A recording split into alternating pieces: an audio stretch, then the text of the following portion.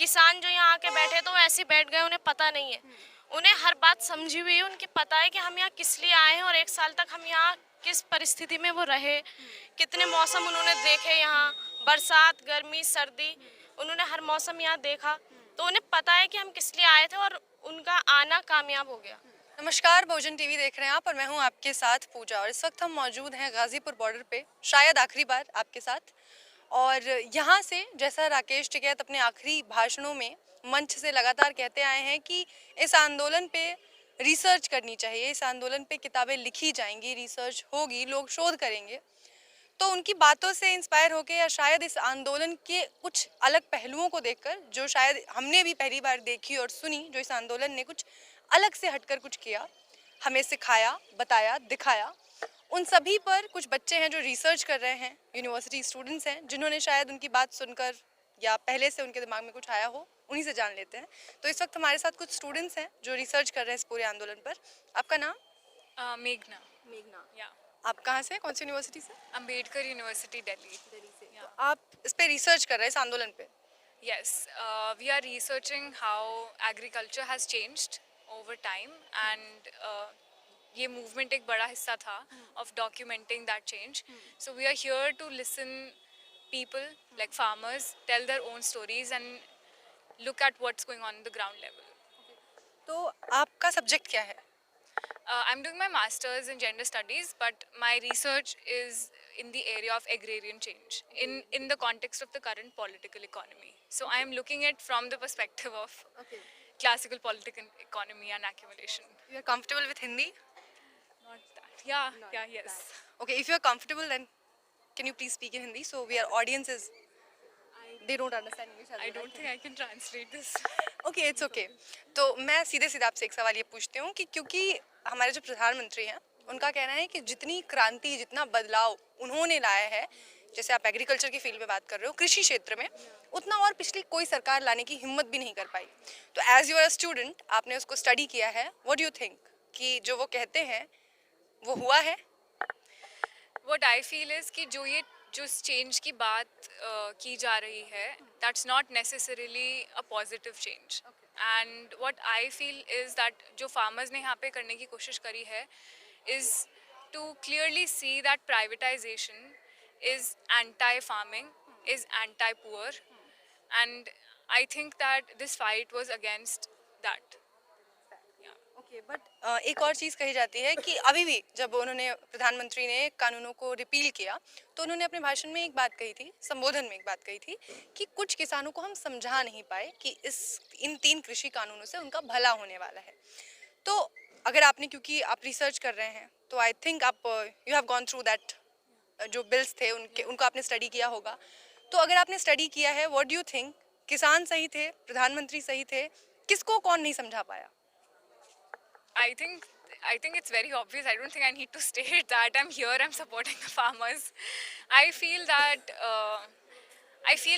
जो लोग ज़मीन से जुड़े हुए हैं, जो एक्चुअली इस काम को पीढ़ियों से करते आ रहे हैं, उनसे बेहतर खेती को कोई और नहीं समझ सकता। तो अगर खेती के ऊपर कोई लॉज बनाए जा रहे हैं, तो उसमें सबसे ज़्यादा इन्हीं लोगों का like we need to know their opinion of how those laws are affecting them.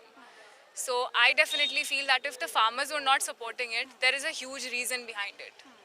So it's pretty obvious. तो ये रीज़न है कि क्योंकि किसानों को नहीं पसंद आया, तो ठीक है, उनकी बात मान ली गई। लेकिन क्योंकि आप रिसर्च कर रही हैं, तो आपको कुछ ऐसी चीज़ें पता हो, आपने पहले के आंदोलनों को स्टडी किया होगा जो पहले हुए हैं कृषि के क्षेत्र में, जिसमें कि राकेश टिकैत के जो पिता हैं उनका नाम आता है, महेंद्र टिकैत, उनका नाम आता है कि उनके दिल्ली कूच करने के नाम से ही राजनीतिक पार्टियां थर्रा जाती थी। जैसा यहाँ से अब कहा जा रहा है कि अगर हम दोबारा कॉल दें तो हमें आना ना पड़े, हमारे कॉल पे ही हमारा काम हो जाए। तो ये चीज़ होती थी। एक समय ऐसा था कि जब वो आते थे दिल्ली, तो सरकारें उनके नाम से थर्रा जाती थी। तो अब आपको लगता है कि उस इतिहास को, उस हिस्ट्री को रिक्रिएट किया है इस आंदोलन ने, या फिर इसने कुछ अलग अपनी तरह से कुछ बनाया है? I think that this movement has taken a step forward in the sense that the kind of unity जो संयुक्त किसान मोर्चा में जो unity आई है within different unions as well as within different segments of the society, be it different castes or religious sectors and everything. So I think that is a new feature of this movement, and that is the reason why ये एक साल तक चल पाया, and that they could fight against a government that was going through, that made such draconian laws, and they could actually make that government take those laws back. So I think that this movement was definitely a step forward. इस पूरे आंदोलन में आपके favourite नेता, क्योंकि इस आंदोलन में 40 से ज़्यादा संगठन और ऐसे देखा जाए तो 500 से ज़्यादा संगठन थे जो मिले हुए थे, काम कर रहे थे, तो your favourite, who is your favourite? I don't think I have any favorites. ऐसा कोई नहीं है जिसको आपने सुना हो या उनकी बातों से आपको लगा हो? क्योंकि अक्सर हम पूछते हैं लोगों से तो उनका एक एक नेता बटा होता है, कोई कहता है राज्यपाल जी हैं, कोई कहता है चडूनी जी हैं, कोई राकेश टिकैत जी हैं.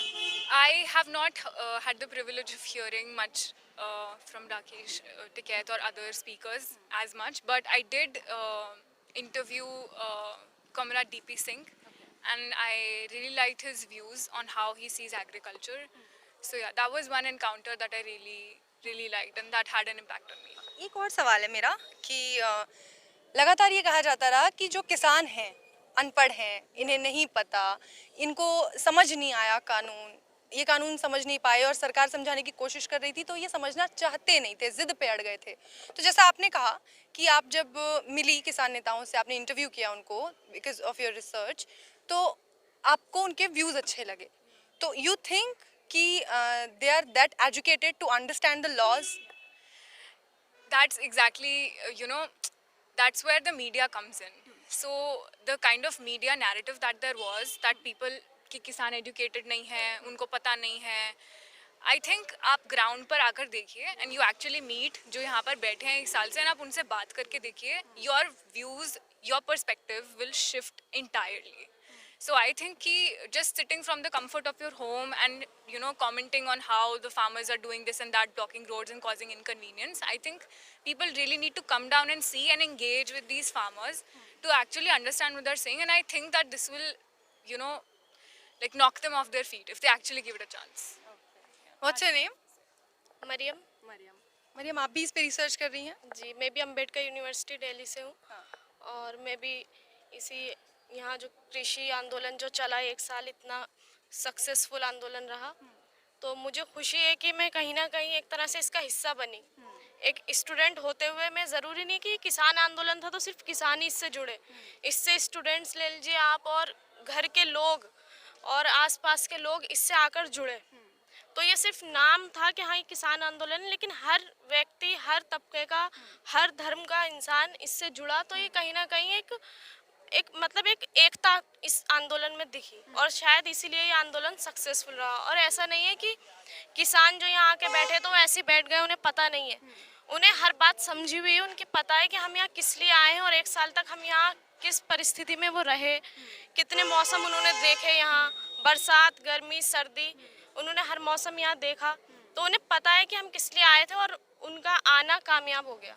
तो मतलब मरियम, आपको ये लगता है कि इस कृषि आंदोलन ने, किसान आंदोलन ने अपनी मांगे मनवाई सरकार से, लेकिन उसके साथ ही सोसाइटी में एक बहुत अच्छा पर्सपेक्टिव ये दिया कि यहाँ पे सबको एक साथ दोबारा लाने की कोशिश की गई, जो कहीं ना कहीं आपको लगता है कि सोसाइटी में वो सेग्रीगेशन आ गया था? हाँ, ये तो था ही, क्योंकि कहीं ना कहीं जो भी चीज़ होती है, आंदोलन हो या कुछ साथ हो, उसे किसी एक तबके से जोड़ दिया जाता है.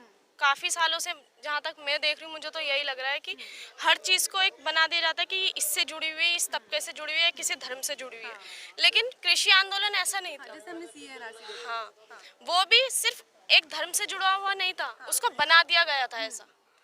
लेकिन अब कृषि आंदोलन में ऐसा हुआ तो यहाँ भी कोई ये नहीं है कि सिर्फ किसान ही थे, यहाँ भी हर तरह के थी ना. यहाँ भी कहा गया था कि खालिस्तानी है, इनको चाइना से फंडिंग आती है, इनको पाकिस्तान से फंडिंग आती है. वो तो कुछ ना कुछ किसी ना किसी तरह से इसके खिलाफ लोगों को कहीं ना कहीं ये डाला जाता उनके दिमाग में, या मीडिया के थ्रू ही कह लीजिए कि लोगों का माइंड डाइवर्ट किया जा रहा था.